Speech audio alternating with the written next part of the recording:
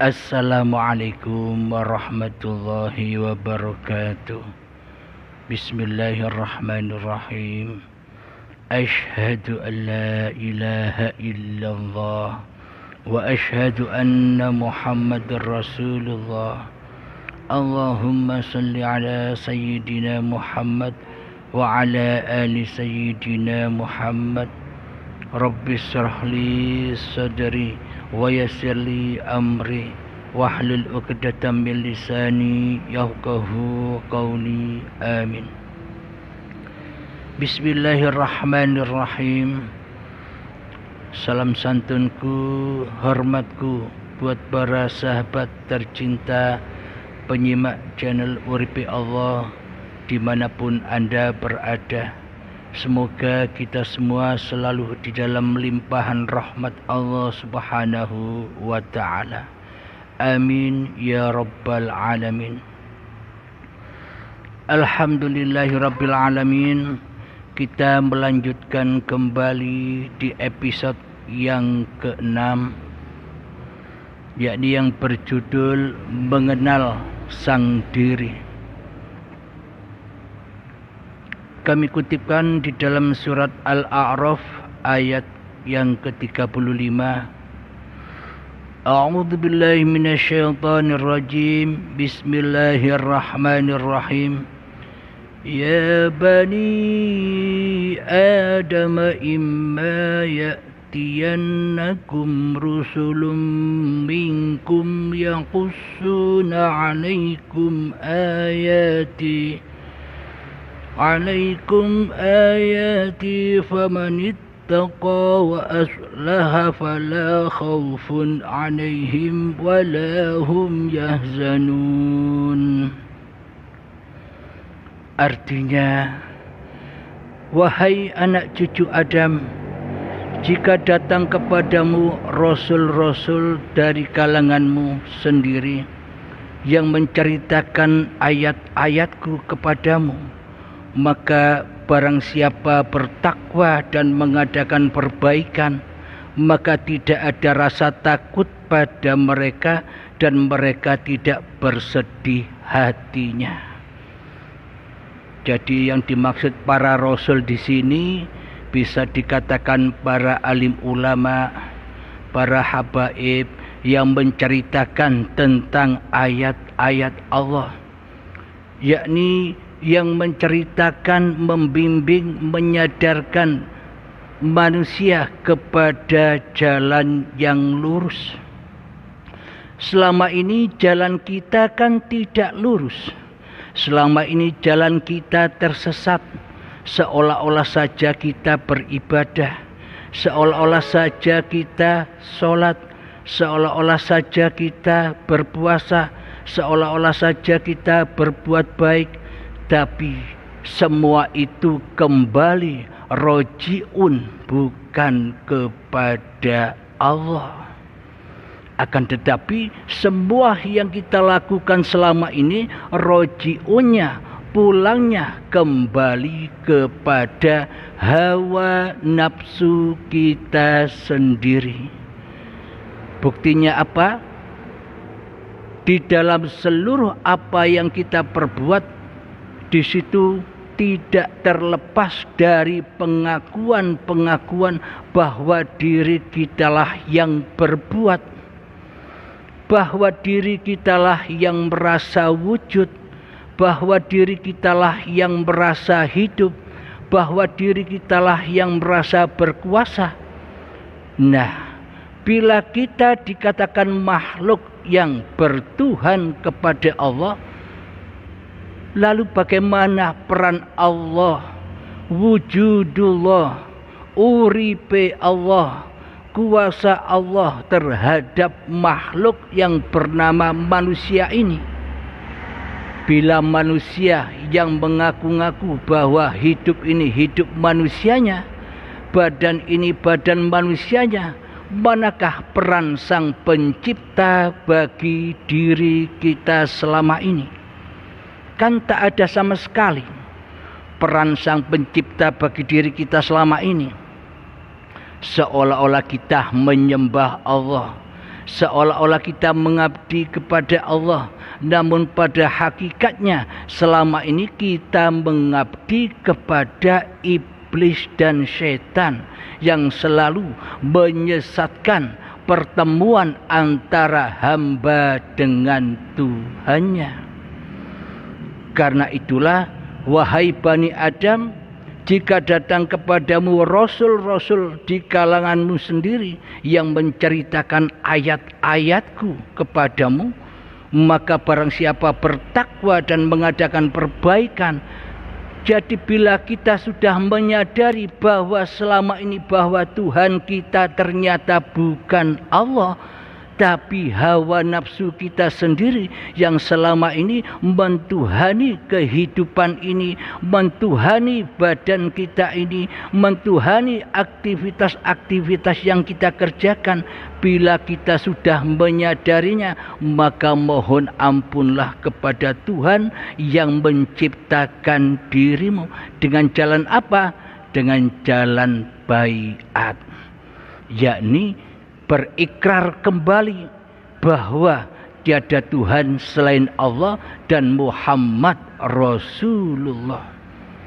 Jadi yang dimaksud Muhammad Rasulullah ini bukan Muhammad yang di Mekah sana. Jadi Muhammad yang di Mekah sana itu simbol manusia yang sempurna. Jadi Kanjeng Nabi Muhammad itu bukan hanya buat simbol-simbolan saja, bukan hanya buat peringatan-peringatan saja, akan tetapi kita diutus wajib mengikuti langkah-langkah yang diperankan oleh Muhammad Rasulullah, yakni jiwa yang diutus oleh Allah.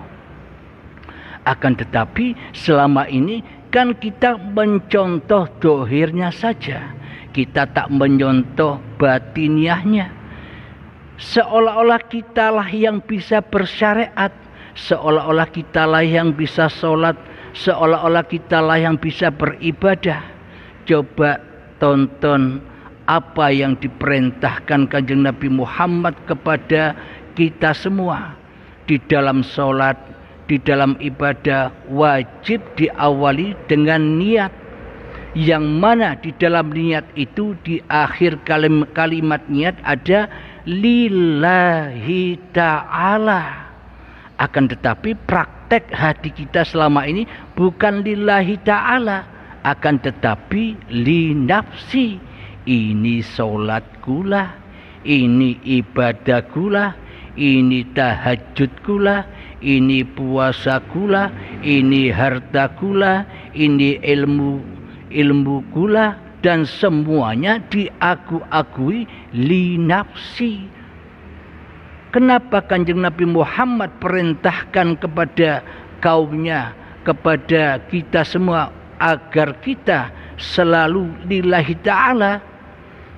Supaya kita tidak menjadi Tuhan.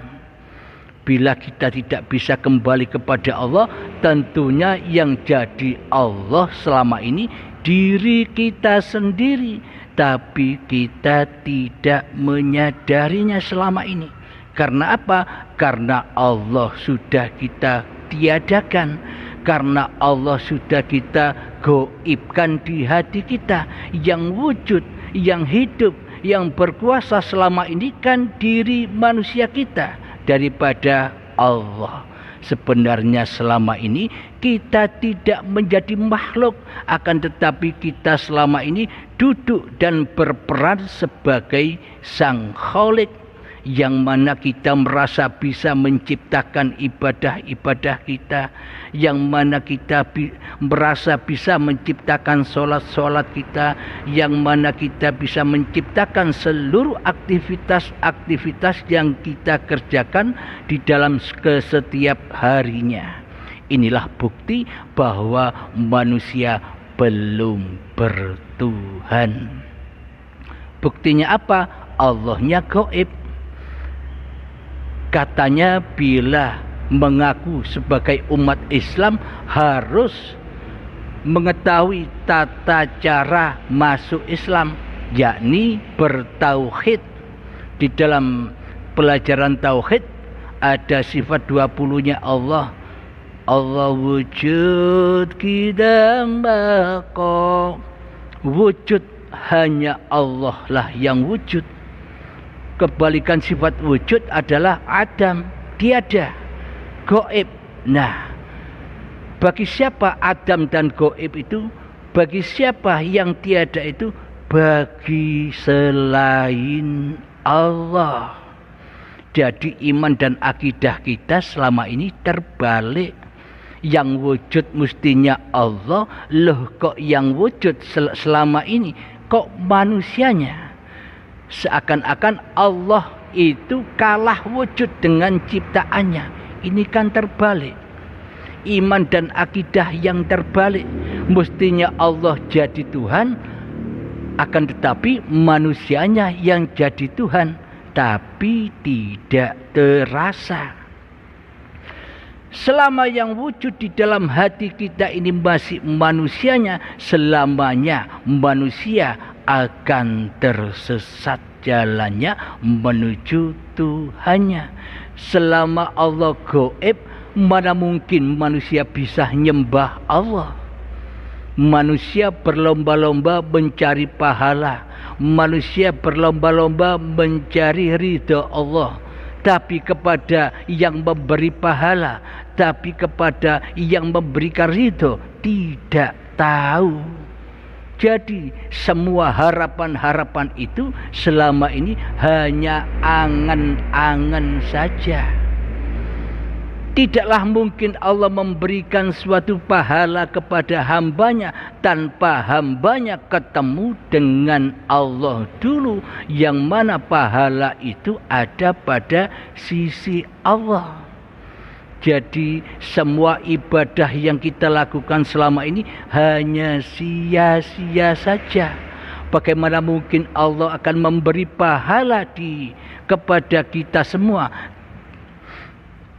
sementara di dalam hati kita yang kita sembah bukan Allah, tapi hawa nafsu kitalah yang merasa bisa beribadah dan bisa sholat. Jadi inilah bukti bahwa kita selama ini belum mengenal diri kita. Jangankan kepada dirinya Allah, mengenal diri kita saja belum tahu. Kita selama ini tidak bisa memposisikan bahwa diri kita ini hanyalah makhluk, hanyalah wayang yang tak bisa apa-apa, yang tak bisa hidup, yang tak bisa kuasa, apalagi bisa sholat, apalagi bisa ibadah. Maka dari itu Kanjeng Nabi Muhammad sallallahu alaihi wasallam menuntun kita semua agar di awal suatu niatan ibadah agar selalu diberi niat yang mana agar seluruh apa yang kita kerjakan sampai kepada lillah. Maksudnya apa? Tidak diaku-akui bahwa sholat ini sholat kita, tidak diaku-akui bahwa ibadah ini ibadah kita, tidak diaku-akui bahwa yang hidup ini hidup manusia kita, sesuai di dalam doa iftitah, inna sholati wa nusuki wa mahyaya wa mamati lillahi rabbil alamin. Sesungguhnya solatku, ibadahku, hidup dan matiku semuanya adalah milik Allah. Nah, hidup saja ndak punya, kok ngaku-ngaku bisa apa-apa? Kok ngaku-ngaku bisa hidup? Kok ngaku-ngaku punya badan? Kok ngaku-ngaku punya masalah? Kok ngaku-ngaku punya pahala? Kok ngaku-ngaku punya dosa? Inilah rahasia bagi orang-orang yang sudah kembali kepada Tuhannya. Ia selalu innal awliya'a la khaufun alaihim wala hum yahzanun.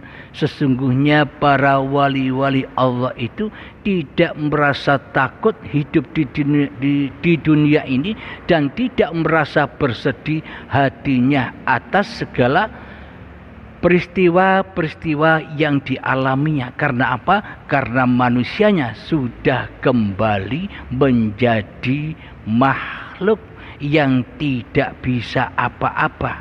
Bisanya apa-apa, bisanya bersiapa-siapa karena diperjalankan oleh sang diri. Siapa? Allah. Hidup inilah Allah.